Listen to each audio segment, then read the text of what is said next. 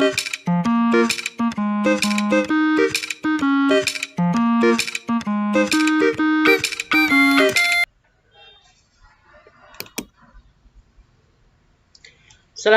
warahmatullahi wabarakatuh.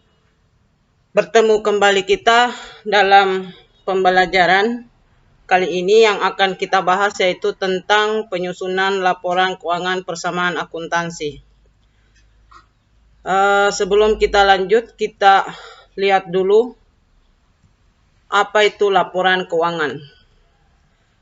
Di sini laporan keuangan merupakan gambaran tentang hasil proses akuntansi, baik bentuk, isi, dan susunan laporan keuangannya.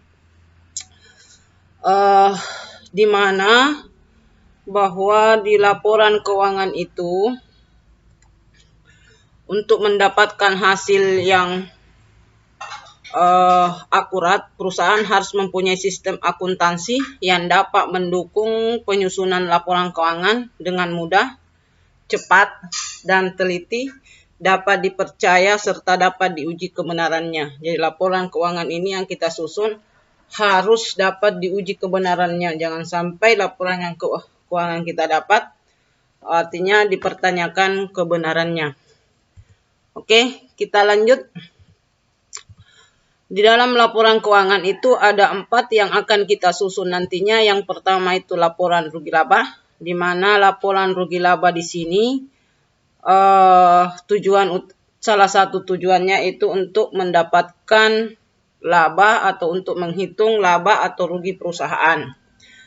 Kemudian setelah kita menyusun laporan laba rugi, kita akan menyusun lagi laporan perubahan modal, di mana salah satu tujuannya itu adalah untuk mencari modal akhir dari setelah ada penambahan laba atau rugi perusahaan. Jadi laporan perubahan modal ini kita tidak bisa susun kalau belum kita susun laporan laba ruginya, karena setelah kita susun laporan laba rugi, laba atau rugi yang kita dapat di sini itu akan kita masukkan di laporan perubahan modal. Nah, itu akan berpengaruh terhadap penyusunan laporan perubahan modal. Salah satu tujuan penyusunan laporan perubahan modal itu adalah untuk mengetahui modal akhir. Kemudian selanjutnya neraca yang akan kita susun setelah laporan perubahan modal yaitu neraca. Di sini penyusunan neraca di sini juga tidak bisa disusun kalau kita belum menyusun laporan perubahan modal, karena modal akhir yang kita dapat di laporan perubahan modal akan kita masukkan ke dalam neraca. Oke, setelah itu yang keempat yaitu laporan arus kas. Ini adalah laporan keuangan yang akan kita susun setelah menyusun laporan persamaan akuntansi, akan dilanjutkan dengan laporan keuangan ini. Keempat laporan ini dalam penyusunannya tidak boleh istilahnya harus berurutan kita menyusunnya. Tidak boleh misalnya hanya saya mau dulu laporan perubahan modal, tidak bisa. Karena kenapa? Setiap tahap, misalnya laporan laba rugi itu ada nilai yang kita dapatkan dari setiap tahap ini, setiap laporan ini akan kita masukkan ke laporan berikutnya. Jadi tidak bisa diputar balik yang mana duluan dikerja dalam penyusunan laporan perubahan modal. Oke, kita lanjut. Akan membahas tentang pengertian dari 4 itu. Laporan yang pertama itu laporan keuangan. Laporan keuangan di sini merupakan rugi laba. Laporan keuangan rugi laba di sini merupakan ikhtisar pendapatan dan pengeluaran beban dari suatu perusahaan dalam jangka waktu tertentu. Artinya di sini di laporan rugi laba kita akan memasukkan semua pendapatan dan pengeluaran dari suatu perusahaan yang sumber datanya diambil dari persamaan akuntansi. Di bagian keterangan akan kita masukkan di sini.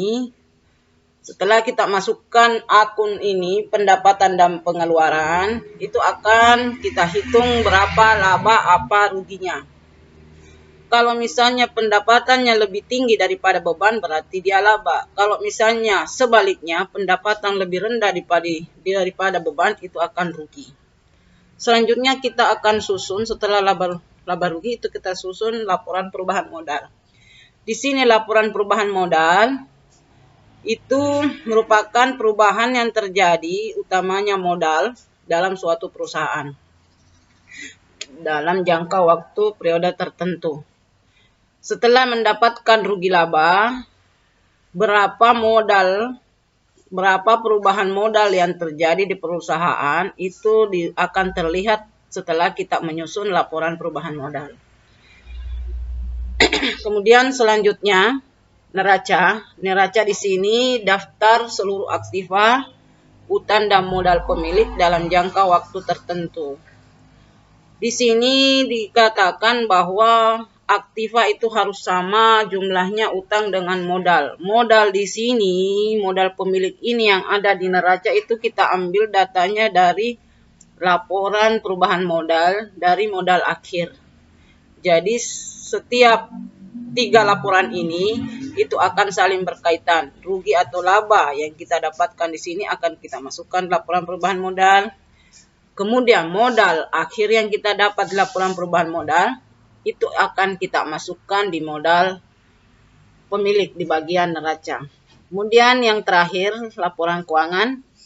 Yang terakhir itu laporan arus kas, di mana laporan yang memberikan informasi yang relevan tentang penerimaan dan pengeluaran kas suatu perusahaan pada periode tertentu.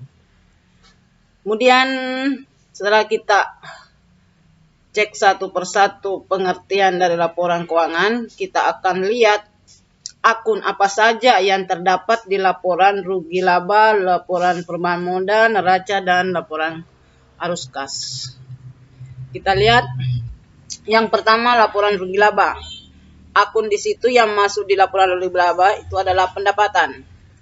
Kemudian beban, semua pendapatan dan beban yang ada di persamaan akuntansi kita masukkan di sini. Itu kita dapat di bagian keterangan di laporan persamaan akuntansi. Setelah itu kita dapat menghitung labanya kalau dia laba, kemudian kita akan menghitung ruginya kalau dia rugi. Jadi salah satu di sini apakah dia laba atau rugi. Jadi ini saja akun yang terdapat di laporan rugi laba. Hanya pendapatan, beban, atau laba atau rugi. Kemudian di laporan perubahan modal, akun apa saja di situ. Yang pertama masukkan di laporan perubahan modal. Kalau dia dapat rugi ya kita masukkan. Jadi salah satu kita masukkan. Kalau dia laba ya kita masukkan laba. Kalau dia rugi ya masukkan rugi. Setelah itu price, pengambilan pribadi itu juga masuk di laporan perubahan modal. Kemudian yang terakhir adalah modal awal. Ini juga kita masukkan. Jadi hanya 3 juga akun yang terdapat di laporan perubahan modal. Kemudian kita lanjut akun yang termasuk dalam laporan neraca. Itu semua harta, baik harta lancar, harta tetap, harta lain-lain, itu masuk di neraca. Kemudian utang, baik itu utang gaji, utang listrik, dan lain sebagainya, itu masuk di situ. Kemudian modal. Nah, modal inilah yang kita ambil tadi dari laporan perubahan modal. Kita masukkan di sini modalnya. Jadi bukan modal awal di sini, tapi modal akhir yang kita masukkan di neraca. Oke. Kemudian yang terakhir, laporan keuangan yang terakhir itu laporan arus kas, di mana akun yang terdapat di situ adalah kas kegiatan operasional, kas kegiatan investasi, kas kegiatan pembiayaan, dan itulah tadi 4 laporan keuangan. Akun yang mana saja masuk ke dalam keempat itu saya sudah jelaskan. Kita lanjut lagi ke dalam bentuk umum dari laporan yang pertama, itu laporan rugi laba. Beginilah bentuk umumnya.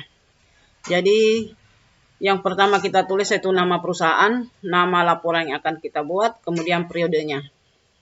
Kita masukkan data semua ini kita dapatkan dari persamaan akuntansi.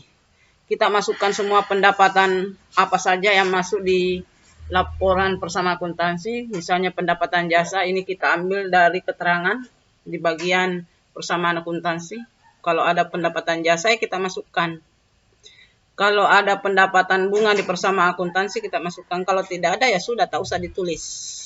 Kalau satu saja di situ pendapatannya, satu saja kita tulis. Kalau dua ya kita tulis, baru kita jumlahkan. Itulah jumlah dari pendapatan. Kemudian ini kalau ada beban usaha, kita tulis beban gaji. Ini juga diambil dari bagian keterangan pada persamaan akuntansi. Kalau ada beban gaji kita tulis, ada beban listrik kita tulis. Kalau tidak ada ya tak usah, yang ada saja di persamaan akuntansi. Setelah itu kita masukkan, kita jumlahkan berapa bebannya. Kemudian kebetulan saya lupa kasih harus dalam kurung di sini. Di akuntansi pengurangan itu tandanya dalam kurung, bukan tanda kurang. Kalau tidak ada dalam kurungnya berarti itu adalah dijumlah. Seperti ini tidak ada dalam kurungnya berarti dijumlah. Kalau ada dalam kurungnya berarti pendapatan ini harus dikurangi dengan jumlah beban. Itulah laba. Jika pendapatan lebih tinggi dibanding beban berarti laba. Tapi jika sebaliknya lebih rendah dari beban berarti dia rugi. Anggap misalnya kita telah mendapatkan laba bersih. Nah, setelah kita dapatkan laba bersihnya, kita sudah bisa melihat atau menyusun laporan perubahan modalnya. Kita lihat bentuk umum dari laporan perubahan modal. Nah ini. Tetap nama perusahaan, laporan yang akan kita susun, dan periodenya. Nah, yang pertama kita masukkan tadi adalah modal awal. Ini modal awal didapat dari persamaan akuntansi. Kemudian tadi waktu kita menyusun laporan laba rugi kita dapat labanya sekian. Kalau misalnya ada price-nya di persamaan akuntansi kita tulis, kalau tidak ada tak usah.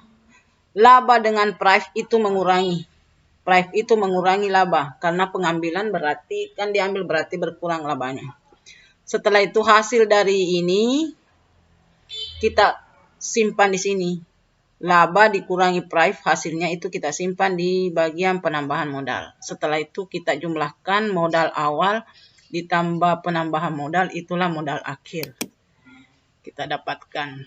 Setelah kita dapat modal akhir, itu kita dapat modal akhir berarti kita sudah bisa susun laporan neracanya. Kita lihat, tapi sebelum kita susun laporan neracanya, kita lihat jika perusahaan mengalami rugi.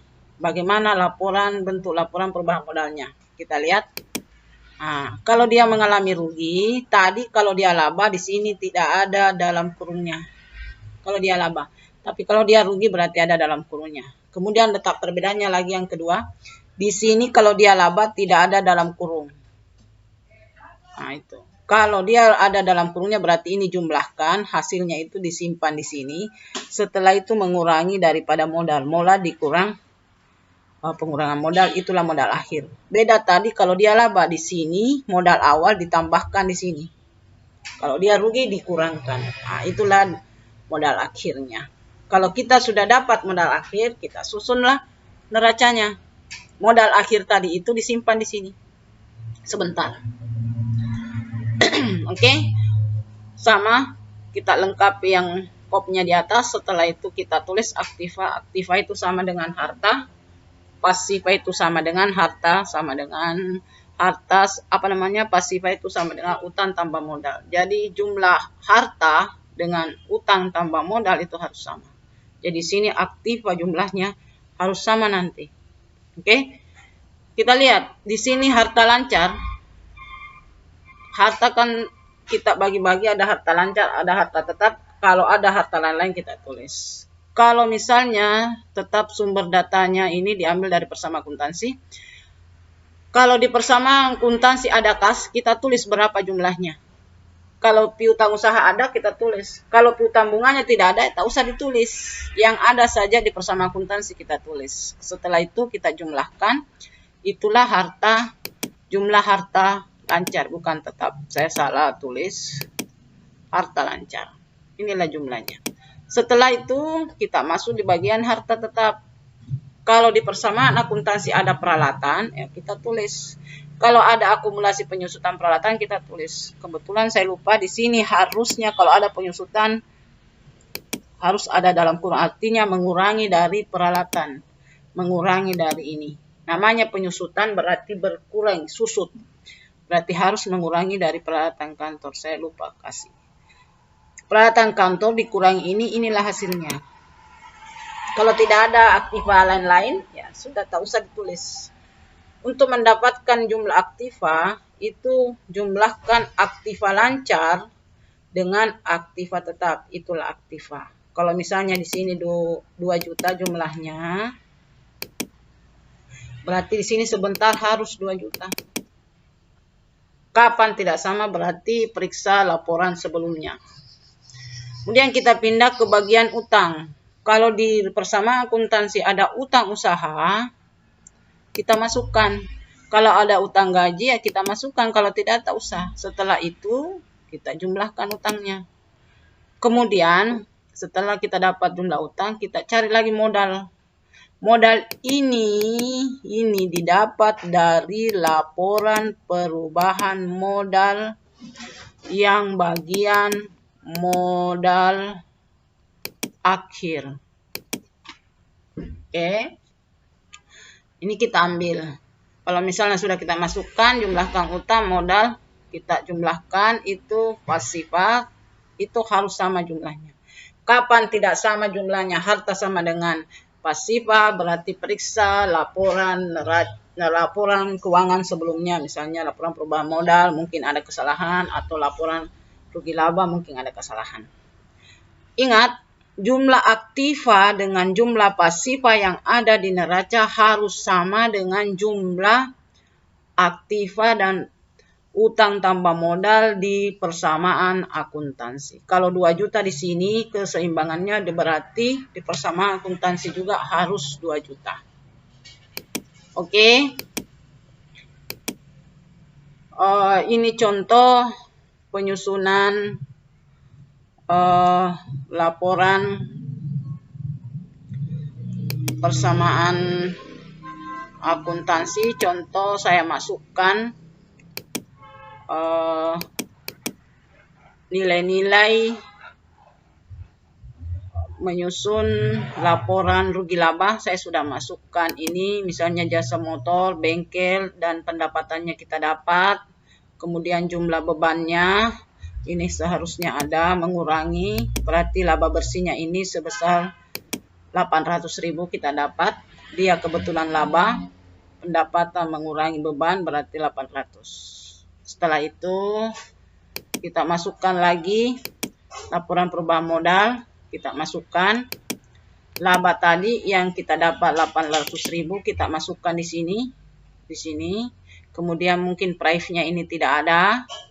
Modal awalnya ini 1.500.000, penambahan modalnya ini didapat dari ini. Ini semua kebetulan juga saya lupa kasih dalam kurung. 800 kurang 0 berarti tetap 800, kita dapatlah modal akhirnya. Modal akhir ini nanti kita masukkan lagi laporan neraca yang 2.300.000, kita masukkan 2.300.000 diperubah di laporan neraca ini. Ini kita masukkan tadi. Kemudian misalnya di kas, misalnya di persamaan akuntansi kita dapat ini, perlengkapan kita dapat ini, jumlahnya sekian. Ini aktiva lancar. Kemudian peralatan kantor kita dapat sekian, jumlahnya sekian. Setelah jumlahkan aktiva lancar dengan aktiva tetap, hasilnya ini 2.300.000. Kemudian utang misalnya di persamaan akuntansi tidak ada. Kemudian modalnya ini yang kita dapat dari laporan perubahan modal. Hasilnya ini sekian. Ini seimbang antara pasifa dengan aktiva. Pasifa dengan aktiva itu seimbang. Nah, ini keseimbangannya 2.300.000 nantinya. Ini harus sama juga dengan di keseimbangan di persamaan akuntansi. Oke. Itulah tadi ilustrasi singkat mengenai penyusunan laporan keuangan. Sampai di sini materi yang saya berikan itu tentang penyusunan laporan keuangan. Kita ketemu kembali pada materi-materi yang akan kita lanjutkan pada video berikutnya. Assalamualaikum warahmatullahi wabarakatuh.